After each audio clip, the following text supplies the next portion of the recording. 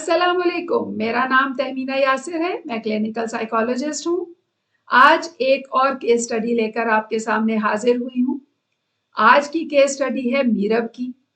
मीरब एक 15 साल की बहुत ही प्यारी बच्ची, जो कि बहुत ज्यादा नाजों से पली बड़ी।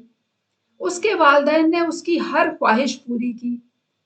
हर चीज जिस पर वो हाथ रखती थी वो उसको मिल जाती थी। उसकी हर ख्वाहिश पूरी कर देते, लेकिन उसके लिए टाइम नहीं निकाल पाते थे। जब भी उसे तवज्जो की या टाइम की जरूरत होती तो वालिदैन के पास टाइम नहीं होता था। इस वजह से उसने अपने दोस्तों, अपने फ्रेंड्स की तरफ तवज्जो करनी शुरू कर दी।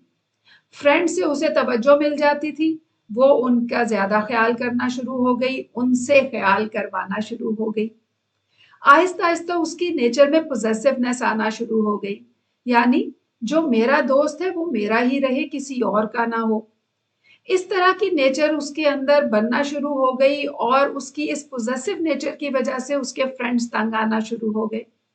लेकिन स्कूल कॉलेज तक ये सिलसिला इसी तरह चलता रहा और इसकी वजह से उसे बहुत ज्यादा प्रॉब्लम फेस नहीं करनी पड़ी। जैसे ही वो यूनिवर्सिटी में आई तो यूनिवर्सिटी में भी उसकी दोस्ती हुई। उसके फ्रेंड्स में से एक फ्रेंड जो कि माजिद था, उसके साथ उसकी थोड़ी सी ज्यादा दोस्ती हो गई। माजिद एक बहुत लाइवली लड़का था। वो बहुत ज्यादा सोशलाइज करता था, लोगों से मिलना, गपशप करना, कहके लगाना, एंजॉय करना, ये उसकी आदत थी। उसके बहुत सारे फ्रेंड्स थे, उनमें लड़कियां भी थी, लड़के भी थे। मीरब के साथ भी उसकी अच्छी दोस्ती थी। अब मीरब और माजिद की दोस्ती आहिस्ता आहिस्ता बढ़ने लगी और उनमें अंडरस्टैंडिंग होना शुरू हो गई। मीरब के अंदर माजिद के लिए पसंदीदगी पैदा हो गई। माजिद थोड़ा सा लाइवली बंदा था, तो उसने मीरब को भी अपने दूसरे फ्रेंड्स की तरह ही लिया। मीरब आहिस्ता आहिस्ता पोजेसिव होना शुरू हो गई और वो माजिद के ऊपर कंट्रोल रखना शुरू हो गई।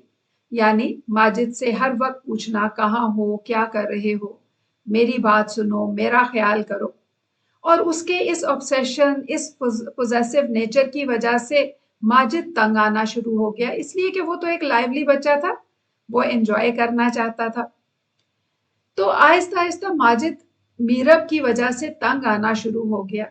मीरब की पोजेसिवनेस बढ़ती जा रही थी, ऑब्सेशन बढ़ रहा था और माजिद जो है वो तंग आए जा रहा था।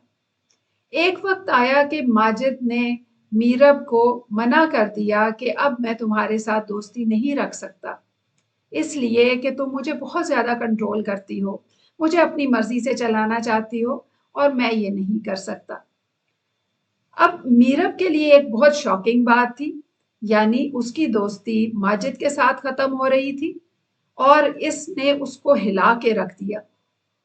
उसके अंदर बहुत से नेगेटिव बिहेवियर्स आना शुरू हो गए, वो चीखना शुरू हो गई, उसने लड़ना शुरू कर दिया, उसके अंदर सैडनेस आना शुरू हो गई, उसको हर शख्स गलत नजर आना शुरू हो गया, हर शख्स में उसे प्रॉब्लम नजर आना शुरू हो गई।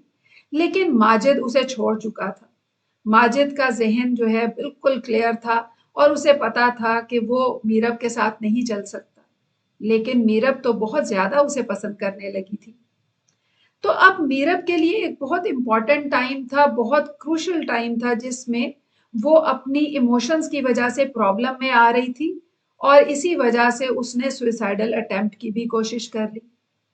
सुइसाइडल अटेम्प्ट जब उसने की तो वालिदैन को फौरन पता चल गया और उन्होंने रुपया पानी की तरह बहाया और उसको बचा लिया। उसको बचाने के बाद उन्होंने उससे पूछने की कोशिश की कि बताओ क्या वजह है, क्यों इस तरह से तुमने किया। तो उसने उन्हें बता दिया कि इस तरह से माजिद ने उसे छोड़ दिया। उन्होंने माजिद को भी खरीदने की कोशिश की कि वो उनकी बेटी को मिल जाए, जैसे कि वो पहले चीजें लेकर दे देते थे, लेकिन माजिद ने इनकार कर दिया। वो नहीं चाहता था कि उसकी जिंदगी खराब हो। अब वो तो एक जीता जागता इंसान था, वालिदैन उसको खरीद नहीं पाए, लेकिन उन्होंने बहुत कोशिश की कि मीरब को खुश रख सके। मीरब की खुशी जो है वो तो उसने मशरूत कर दी थी माजिद के साथ। तो वो खुश कैसे रह सकती थी। आहिस्ता आहिस्ता मीरब ने लो फील करना शुरू कर दिया, नेगेटिविटी ज्यादा आना शुरू हो गई। वो सुसाइडल अटेम्प्ट तो नहीं कर सकती थी, लेकिन उसके अंदर गुस्सा आना शुरू हो गया। जब गुस्सा बढ़ता चला गया, नेगेटिविटी बढ़ती चली गई, तो उसने अपने आप को नुकसान पहुंचाना शुरू कर दिया, सेल्फ हार्म करना शुरू कर दिया, यानी अपने बाजुओं पे, अपनी टांगों पे कट्स लगाना शुरू कर दिए। उसके वालिदैन की नॉर्मल रूटीन शुरू हो चुकी थी, इसलिए उन्होंने इस पे गौर नहीं किया। लेकिन एक दिन उसकी मेड ने देख लिया कि उसके बाजुओं पे कट लगे हैं, और उसने जब उन्हें बताया तो वो परेशान हो गए, और अपने फिजिशियन से जब बात की, डॉक्टर से बात की, तो उसने कहा कि इसको थेरेपी सेशंस दिलवाएं, किसी साइकोलॉजिस्ट से मिलवाएं, और तब वो उसको मेरे पास लेकर आए। आपको पता है कि जब किसी शख्स को दूसरे लेकर आते हैं तो उसकी थेरेपी जरा मुश्किल होती है, लेकिन मैंने मीरब के साथ काम शुरू किया, थेरेपी सेशंस शुरू किए। एक सेशन के बाद उसने अपने आप को एक्सप्रेस करना शुरू कर दिया, यानी अपनी फीलिंग्स को बताना शुरू कर दिया। और आहिस्ता आहिस्ता जब उसने अपने हवाले से डिटेल्स बताई, और उसके वालिदैन से भी मैंने सारी डिटेल्स ली, तो उसकी पर्सनालिटी टाइप को सामने रखते हुए मैंने उसका एनालिसिस करके उसको गाइडेंस देना शुरू कर दी। उस गाइडेंस पर उसने अमल किया, कुछ वालिदैन ने अमल कराया, कुछ मैंने उसे कन्विंस किया, और कुछ उसके अंदर मोटिवेशन आना शुरू हो गई। आहिस्ता आहिस्ता वो उस गाइडेंस पे अमल करती गई, और अपनी पर्सनालिटी टाइप को बेहतर से बेहतर बनाने की कोशिश करना शुरू हो गई। कुछ ही अरसे में उसकी तबीयत बहुत बेहतर हो गई, और उसने अपनी स्टडीज भी मुकम्मल कर ली, और आज वो अपनी जिंदगी एक बहुत अच्छे तरीके से गुजार रही है।